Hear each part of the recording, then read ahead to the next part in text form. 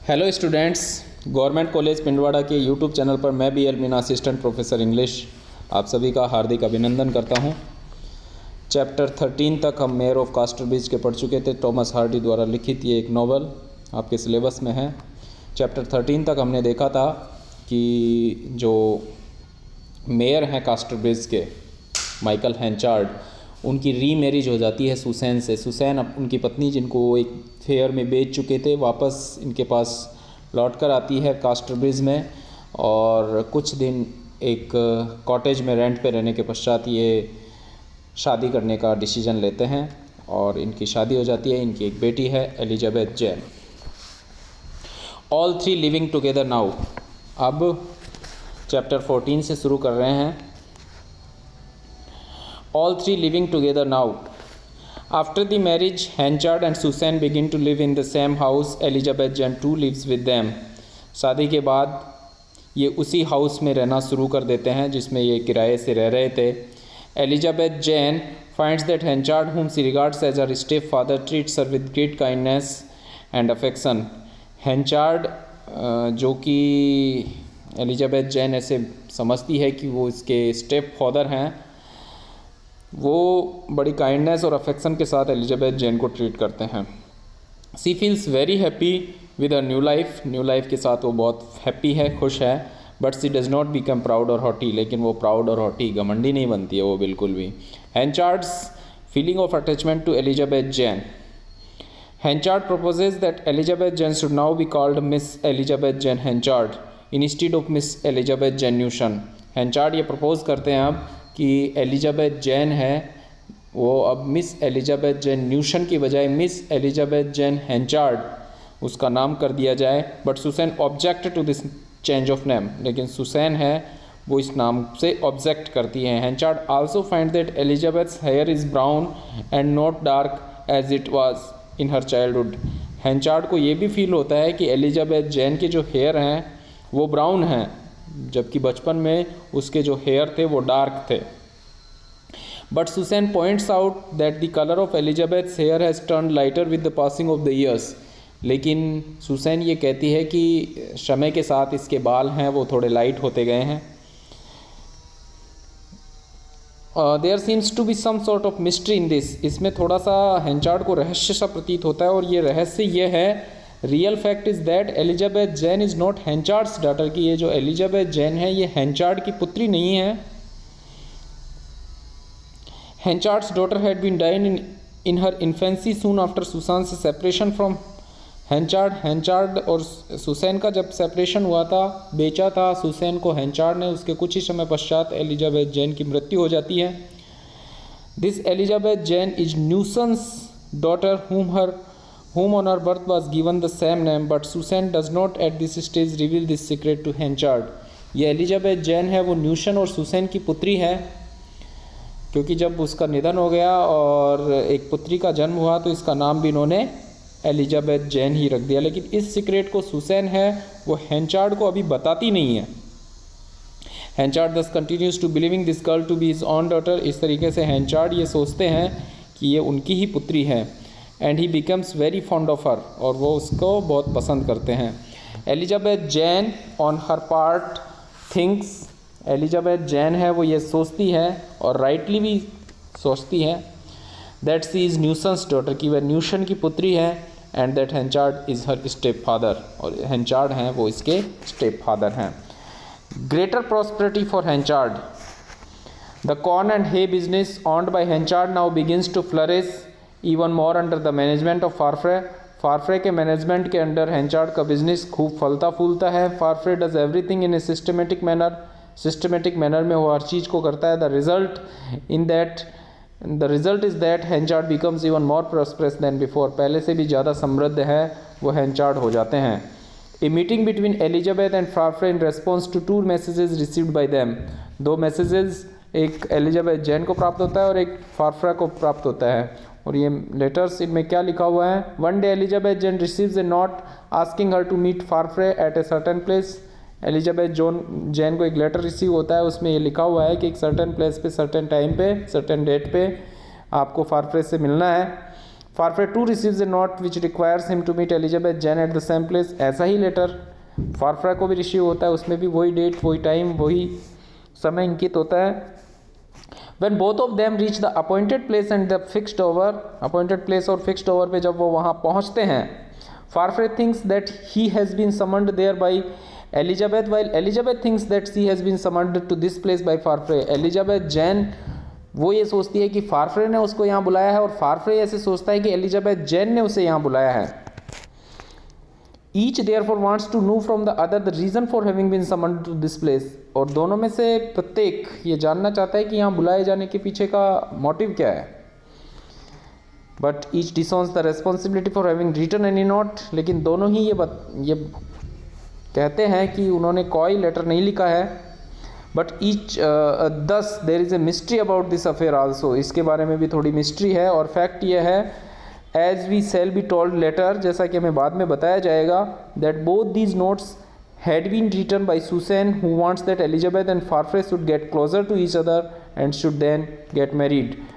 Susan ने ये letters लिखे थे और वो ये चाहती थी कि फारफ्रे और एलिजाबेथ जैन है वो एक दूसरे के थोड़ा क्लोज आएँ और दोनों की शादी हो जाए। इस तरीके से चैप्टर 14 यहाँ पे समाप्त हो जाता है। चैप्टर 15 में पढ़ते हैं फारफ्रेज ग्रोविंग पॉपुलरिटी एंड हैंचार्ड्स जेलसी। फारफ्रे की पॉपुलरिटी है वो कास्टरब्रिज में बढ़ रही है, और इससे हैंचार्ड है वो जेलसी फील करते हैं। Because of his efficiency and his good nature, अपनी दक्षता और अपने गुड नेचर के कारण Farfrae now becomes a popular figure in Casterbridge. Farfrae है वो अब एक पॉपुलर फिगर बन गया है कास्टरब्रिज में। In fact he becomes even more popular than Henchard. जब हकीकत तो यह है कि वह हैंचार्ड से भी ज़्यादा पॉपुलर हो गया है। The growing popularity of Farfrae makes Henchard somewhat jealous of the Scotchman. इस स्कॉचमैन के प्रति, स्कॉचमैन फारफ्रे, इसके प्रति थोड़ी जेलसी है वो उसमें उत्पन्न होती है। Then an incident occurs which leads Henchard to speak to Farfrae in a somewhat angry and bitter tone। और उस समय एक ऐसी परिस्थिति उत्पन्न होती है जिससे फारफ्रे हैं उसके प्रति हैंचार्ड जो अपने शब्द हैं वो एंग्री और बिटर टोन में बात करते हैं। This incident involves A labourer by the name of able Whittle. और इस इंसिडेंट में ऐसा होता है कि एबल विट्टल नाम का एक व्यक्ति who is in the service of Henchard, जो हैंचार्ड के अंतर्गत अधीन कार्य कर रहा था, वो उसका कोई अफेयर था, उसके बारे में ये घटना थी। However Henchard soon gets over his feeling of bitterness against Farfrae. लेकिन ये मामला यहाँ सॉल्व हो जाता है और उसकी बिटरनेस है हैंचार्ड की वो उसके प्रति समाप्त हो जाती है यहाँ पर तो फारफ्रे के प्रति। And his previous goodwill towards Farfrae is restored. और जो गुडविल थी जो पहले थी फारफ्रे के प्रति वो वापस इसमें आ जाती हैं। यहाँ पे चैप्टर 15 समाप्त हो जाता है। Chapter 16 a day of national rejoicing. National rejoicing का एक दिन। With the passing of the time Henchard now becomes somewhat reserve towards Farfrae. Reserve हो जाते हैं, थोड़ा कम बोलते हैं, जो इंटीमेसी है इनकी वो कम यहाँ पे हो जाती है। He is polite towards Farfrae but not so warm and affectionate as he was before. Polite है ये फारफ्रे के प्रति, लेकिन पहले जैसा वार्म जोशीला उनका वेलकम नहीं करता है और उनके प्रति अपना अफेक्शन भी नहीं दिखाता है। Then there comes a day of rejoicing. फिर एक आनंद का दिन आता है। A national event is to be celebrated. एक नेशनल इवेंट को सेलिब्रेट किया जाना था। Farfrae makes arrangement for a festive show in honour of the national event. Farfrae है वो अरेंजमेंट्स बनाता है कि इस नेशनल इवेंट को अच्छे से सेलिब्रेट किया जाए। Henchard's spirit of rivalry is aroused by Farfrae's taking this initiative. इस तरह का इनिशिएटिव जब फारफ्रे लेता है तो इससे उसकी जो जेलसी की भावना थी हैंचार्ड की वो वापस से उत्पन्न हो जाती है। Henchard therefore decide to put up his own show in order to excel Farfrae and make Farfrae feel small. और इसी जेलसी के चलते वो एक ऐसा शो करने की योजना बनाता है जिससे कि फारफ्रे को थोड़ा स्मॉल फील कराया जा सके। The break down of Henchard's arrangement. लेकिन हैंचार्ड के जो अरेंजमेंट्स हैं वो फेल हो जाते हैं। और फेल कैसे होते हैं? Accordingly, Henchard spends a lot of money and makes elaborative arrangements for the entertainment of the people of the Casterbridge। वो elaborative arrangements बनाता है entertain करने के लिए Casterbridge की जनता को Henchard। However, it so happens that Henchard's arrangements break down on account of the unexpected rain। लेकिन उसके जो अरेंजमेंट्स हैं वो ब्रेक डाउन हो जाते हैं, फ्लॉप हो जाते हैं। कैसे? कि उस दिन रेन आ जाती है, बरसात आ जाती है। फारफ्रे बीइंग ए श्रूड मैन, फारफ्रे है वो बड़ा चतुर व्यक्ति है। Had arranged his show in A sheltered place, उसने अपना शो एक शेल्टर्ड प्लेस में अरेंज किया है। The result is that all the people flock to Farfrae show, और इसका रिजल्ट ये होता है कि सभी व्यक्ति फारफ्रे के शो की तरफ चले जाते हैं। Henchard also now overhears people commenting favourably on the Scotchman and unfavourably on himself, और अब हैंचार्ड ऐसे भी सुनता है कि फेवरेबल कमेंट्स आ रहे हैं फारफ्रे पे और अनफेवरेबल कमेंट्स आ रहे हैं उसके खुद के ऊपर लोगों के। He feels very hurt by these comments, और इन कमेंट्स से उसको बहुत दुख होता है, वेदना होती है उसको। Henchard upset by the intimacy between Farfrae and Elizabeth, Henchard Farfrae और एलिजाबेथ की इंटीमेसी से भी अपसेट होता है। Then there is another circumstances which upset him, एक इस तरह की और घटना होती है जिससे वो अपसेट हो जाता है। He finds Elizabeth Jane dancing with Farfrae during the celebrations, वह देखता है कि एलिजाबेथ जैन है वो फारफ्रे के साथ डांस कर रही है इस फंक्शन के दौरान। This sight adds to his misery, इस कष्ट में ये थोड़ा और ऐड कर देती है ये साइट, इस तरह का दृश्य। In fact after their strange meeting in response to the two notes received by them, हकीकत तो यह है कि वो जो दो लेटर्स इनको प्राप्त हुए थे उसके बाद इनके बीच में थोड़ी इंटीमेसी बढ़ी है। A sort of attachment has developed, attachment इनके एक दूसरे के प्रति बढ़ा है, developed between Farfrae and Elizabeth, Farfrae और एलिजाबेथ के बीच में इंटीमेसी बढ़ी है। Henchard's notice to Farfrae, Henchard is so upset by these different circumstances, Henchard इन सर्कमस्टांसेस इतना डिस्टर्ब होता है that he has no peace, कि उसके मन में अब शांति नहीं है, कोतूहल है।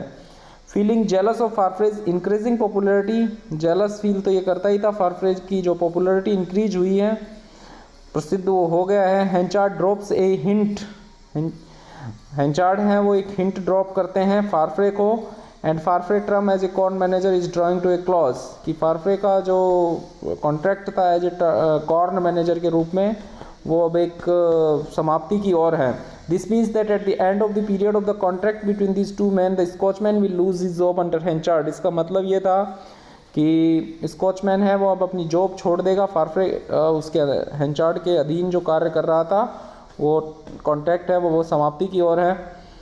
Obviously Henchard now wants to get rid of this, जबकि हकीकत तो यह है कि हैंचार्ड हैं वो स्कॉचमैन से मुक्ति चाहते हैं। For whom at one time he used to feel a deep affection, जिसके प्रति एक डीप अफेक्शन ये पहले फील किया करते थे, उससे माइकल हैंचार्ड जो मेयर ऑफ कास्टरब्रिज हैं वो अब मुक्ति चाहते हैं। इस तरीके से इन 3 चैप्टर्स में हमने देखा कि कैसे जो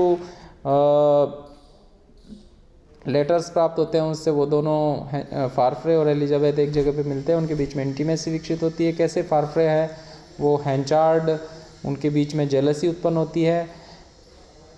फारफ्रे है वो कास्टरब्रिज में हैंचार्ड से ज़्यादा पॉपुलर होता जाता है, और हैंचार्ड है वो हिंट देते हैं उनको कि अब आपका कॉर्न मैनेजर के रूप में जो कॉन्ट्रैक्ट हुआ था वो लगभग समाप्ति की ओर है। इस तरीके से इन 3 चैप्टर्स में हमने देखा कि कितना इस नॉवल में डेवलपमेंट हुआ है। आज के वीडियो में स्टूडेंट्स इतना ही, अगले वीडियो में आगे के चैप्टर्स को अध्ययन करेंगे। Thank you very much.